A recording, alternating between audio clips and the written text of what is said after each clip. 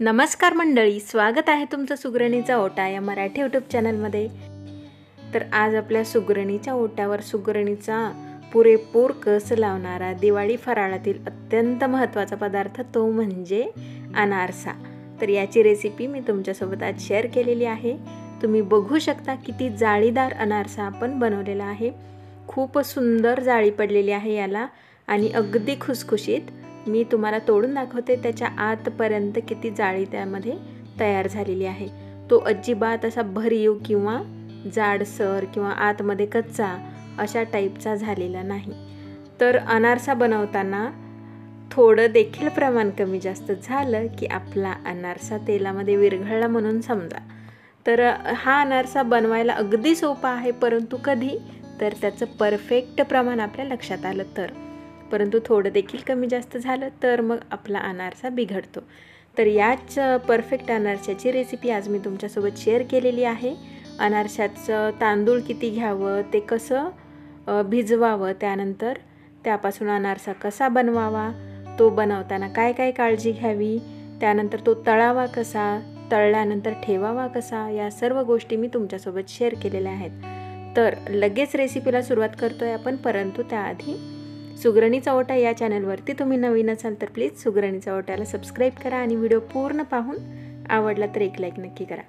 तर आता व्हिडिओला सुरुवात करूया आपण। इथे मी एक भांडं घेतलेलं आहे, त्यामध्ये मी 1 ग्लास भरून तांदूळ घेतलेले आहेत। तर हे तांदूळ वजनामध्ये म्हणाल तर 250 ग्रॅम आहेत, म्हणजे पाव किलो आहेत। तर मी पाव किलो तांदूळ घेतलेले आहेत आणि त्याला आता पाण्याने स्वच्छ धुवून घ्यायचं आहे।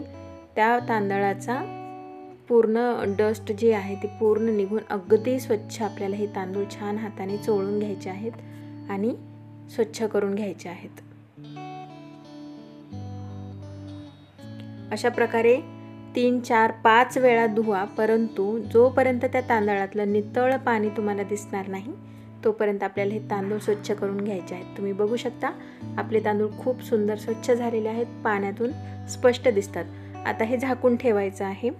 आता हे पाणी बदलण्याचा दिवस पहिला म्हणजे दुसऱ्या दिवशी काय करायचं आहे, तर दुसऱ्या दिवशी तुम्ही बघू शकता अशाच पद्धतीने त्याच्यावर हलकेसे बुडबुडे आल्यासारखे दिसतील तुम्हाला।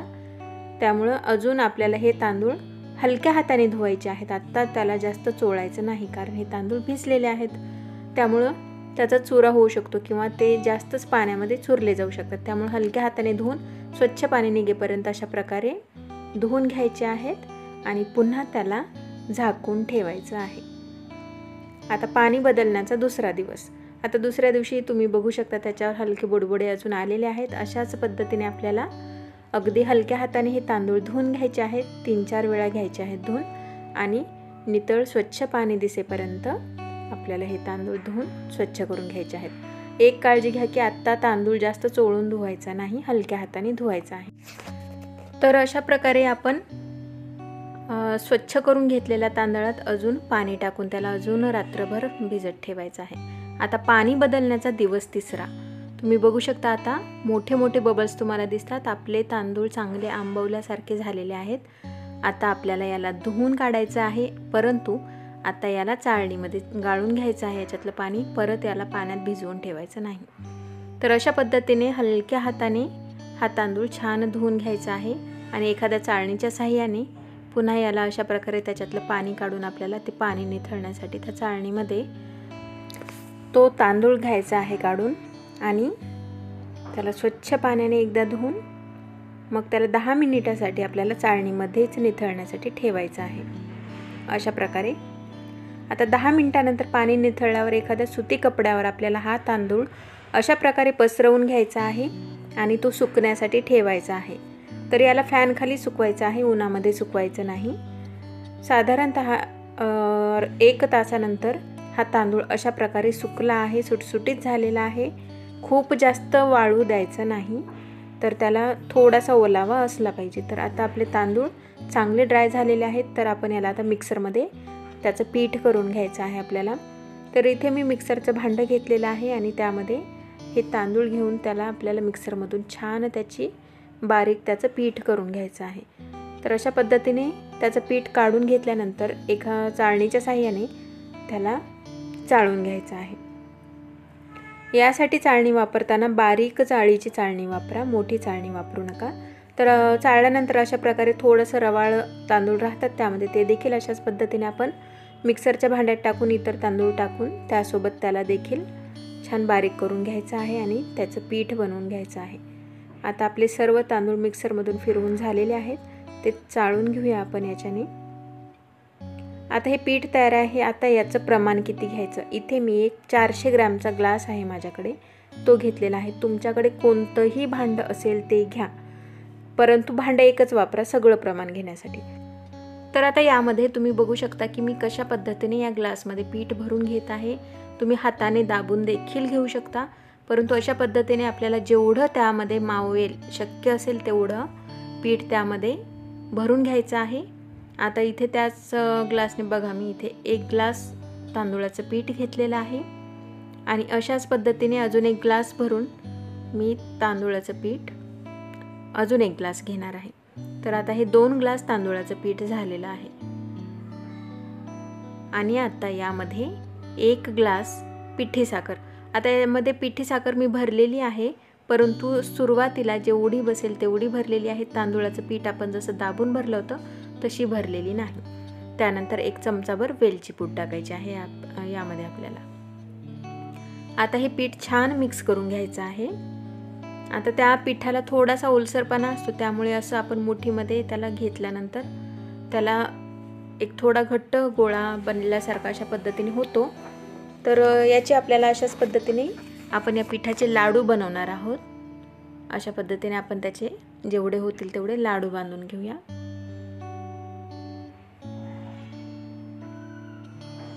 आता हे लाडू बांधून तयार आहेत। तर आता काय करायचं आहे, याला आपल्याला एखाद्या कोणत्याही डब्यामध्ये रात्रभर हे लाडू मुरण्यासाठी ठेवायचे आहेत। तर अशा पद्धतीने मी या डब्यामध्ये हे लाडू पॅक करून ठेवलेले आहेत आणि याला रात्रभर मुरू द्यायचं आहे। आता दुसऱ्या दिवशी तुम्ही बघू शकता आपले लाडू छान मुरलेले आहेत रात्रभर। आता याला आपण एका परातीमध्ये काढून घेऊया।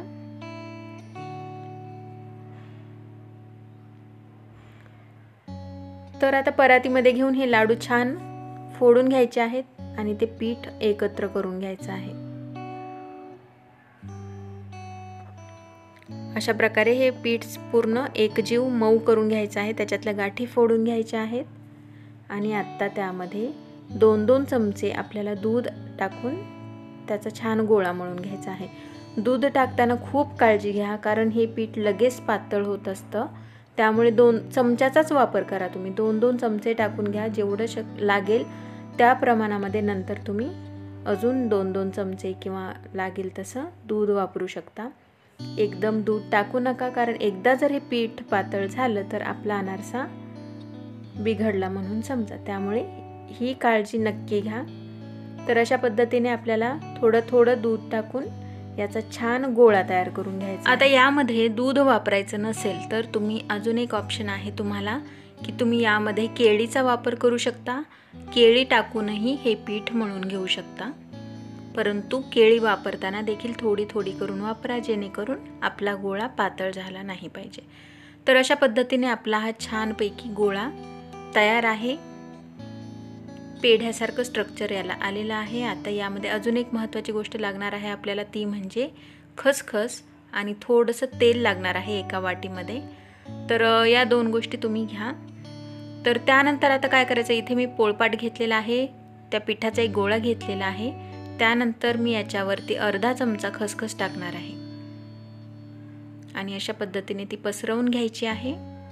त्यावरती हा गोळा ठेवायचा आहे आणि आता आपल्या हाताच्या पुढच्या 2 बोटांना हे तेल लावून घ्यायचं आहे आणि अशा पद्धतीने हा अनारसा आपल्याला बोटाने दाबून दाबून त्याला फिरवत राहायचं आहे। बोटाने दाबल्यामुळे त्याच्यावरती खूप छान जाळी पडण्यासाठी मदत होते, त्यामुळे लाटून करण्यापेक्षा अशा पद्धतीने बोटाने थापल्यासारखं करून त्याला आपल्याला पसरवून घ्यायचं आहे। तुम्हाला अजून एक अनारसा मी करून दाखवते। तर अशा पद्धतीने बोटाचे खड्डे त्यामध्ये पडले पाहिजेत, त्यामुळे खरंच त्याने जाळी अनारशाला येण्यासाठी खूप मदत होते आणि खूप सुंदर जाळी देखील पडते। त्यामुळे अशा पद्धतीने तुम्ही देखील नक्की अनारसा बनवून पहा। आता दुसरी महत्त्वाची गोष्ट ती म्हणजे तेल कसं घ्यावं तळण्यासाठी। तर हे तेल मी कढईमध्ये घेतलेलं आहे, ते छान गरम केलेलं आहे मी फुल फ्लेमवरती. त्यानंतर गॅसची फ्लेम अगदी कमी अजिबात करायची नाही आपल्याला यामध्ये देखील, ती मध्यम स्वरूपामध्ये ठेवायची आहे. आणि अशा प्रकारे खसखस लावलेल्या बाजू अनारशाची वरती करून तो अनारसा त्या तेलामध्ये आपल्याला टाकायचा आहे. आता अनारसा तेलामध्ये टाकल्यानंतर त्याची वरची बाजू देखील छान तळली गेली पाहिजे. त्यामुळे आपल्याला झाऱ्याच्या साहाय्याने अशा प्रकारे त्यावरती तेल टाकत राहायचं आहे, जेणेकरून त्याची वरची बाजू देखील छान तळली गेली पाहिजे. कारण की आपण अनारसा पलटवून टाकत नसतो, त्यामुळे त्याची वरची जी लेअर आहे ती आपल्याला अशाच पद्धतीने तळून घ्यावी लागते. त्यामुळे हळूहळू त्यावरती सतत गरम तेल अशा प्रकारे तुम्ही टाकत राहा. आणि शक्यतो कढईमध्ये एका वेळी एक अनारसा तळा, आणि खूप पसरट कढई असेल तर 2 तळा, त्यापेक्षा जास्त तळू नका. आता अनारसा बनवताना काही जणांचे अनारसे असतात ते वाटीसारखा आकार घेतात, म्हणजे खालची बाजू त्याची अशी वाटीसारखी बनते. तर ती का बनते, तर तेलाचं टेम्परेचर हे कमी असलं आणि आपण अनारसा त्यामध्ये टाकला तर तो आकार तसा घेतो. परंतु टेम्परेचर व्यवस्थित असेल तर तुम्ही बघू शकता हा अनारसा जसा जाळीदार आणि खुसखुशीत झालेला आहे तसा परफेक्ट अनारसा होतो. त्यामुळे तुम्हाला सर्व सांगितलेल्या टिप्स लक्षात घेऊन तुम्ही देखील या पद्धतीने अनारसा करून पहा. तुम्ही बघू शकता किती सुंदर जाळी त्याला पडलेली आहे. अगदी परफेक्ट अनारसा बनलेला आहे आणि अगदी खुसखुशीत होतो. हा अजिबात कडक होत नाही. आणि जाळी बनली तर त्याच्यातील तेल देखील निथळून काढण्यासाठी तुम्हाला एक ट्रिक आहे इथे. तर इथे मी एक पसरट कढई घेतलेली आहे, त्यामध्ये पुरणाची जाळी ठेवून त्यामध्ये एक भांडं ठेवलेलं आहे. तुम्ही कोणतेही ठेवा, ग्लास ठेवा, वाटी ठेवा, फुलपात्र ठेवा. तर अशा पद्धतीने ते ठेवून घ्यायचं आहे. आणि हा अनारसा असं जाळी खालच्या बाजूला करून उभा करून त्यावरती ठेवायचा आहे. आणि हा अनारसा गरम गरम असतानाच असा ठेवायचा आहे. त्यामुळे त्या अनारशातील तेल जे आहे ते पटकन निथळण्यासाठी मदत होते आणि ते तेल निथळून जाळीतून खालच्या कढईत पडतं. आता तुम्हाला अजून एक अनारसा मी तळून दाखवते अशाच पद्धतीने. आता अशा प्रकारे टाकायचा आहे तो कढईमध्ये आणि त्याला हलक्या हाताने जे गरम तेल आहे त्यावरती अशा पद्धतीने त्या झाऱ्याने टाकत राहायचं आहे, जेणेकरून वरची लेअर देखील छान तळली जाते. आता तुम्ही बघू शकता जसं जसं आपण यावरती तेल टाकत आहोत तशी तशी त्याची जाळी वाढत आहे. आणि ही जाळी पडण्यामागे आपण जे बोटाने हा अनारसा बनवलेला आहे तर त्याचा यामध्ये खूप मोठा रोल आहे. बोटाने बनवल्यामुळे एवढी सुंदर जाळी पडते आणि ही जाळी पडली तर त्या अनारशामध्ये तेल देखील राहत नाही. तर अशा पद्धतीने आपण हे अनारसे अशा उभे करून ठेवायचे आहेत जाळीमध्ये. त्यामुळे गरम गरम असताना त्यातलं तेल पूर्ण निथळून त्या खालच्या कढईमध्ये जाऊन पडतं. तर आता हे असे उभे ठेवल्यानंतर 10 ते 15 मिनिटानंतर हे अनारसे असे करून आपण या जाळीमध्ये ठेवू शकतो, जेणेकरून त्याच्यातलं पूर्ण जे ऑइल आहे, तेल आहे, ते सगळं निथळून निघेल. तुम्ही बघू शकता किती सुंदर जाळी पडलेली आहे आणि खूप खुसखुशीत होतात. खूप जास्त पातळ करायचे नाहीत, त्यामुळे ते कडक होतात. तर अशा पद्धतीने मध्यम स्वरूपाचे हे आपल्याला अनारसे बनवून घ्यायचे आहेत. तर या दिवाळीला हे खुसखुशीत आणि जाळीदार अनारसे तुम्ही देखील नक्की करून बघा. आणि मैत्रिणींनो, हा व्हिडिओ तुम्हाला आवडला असेल तर प्लीज एक लाईक नक्की करा. त्याचबरोबर तुमच्या मैत्रिणींना, नातेवाईकांना हा व्हिडिओ नक्की शेअर करा. त्यांना देखील अनारसे बनवताना याची खूप मदत होईल. हा व्हिडिओ तुम्हाला कसा वाटला हे देखील मला कमेंट करून नक्की सांगा. या पद्धतीने अनारसे बनवून पहा आणि ते अनारसे कसे बनले हे देखील मला कमेंट करून सांगा. आणि तोपर्यंत मस्त खा, मस्त राहा, आनंदी राहा. सुगरणीच्या ओट्याला सबस्क्राईब करा. चला तर मग भेटूया पुन्हा पुढील व्हिडिओमध्ये नवीन माहितीसोबत, नवीन रेसिपीसोबत. तोपर्यंत तुम्हाला या दिवाळीच्या खूप मनापासून शुभेच्छा. धन्यवाद.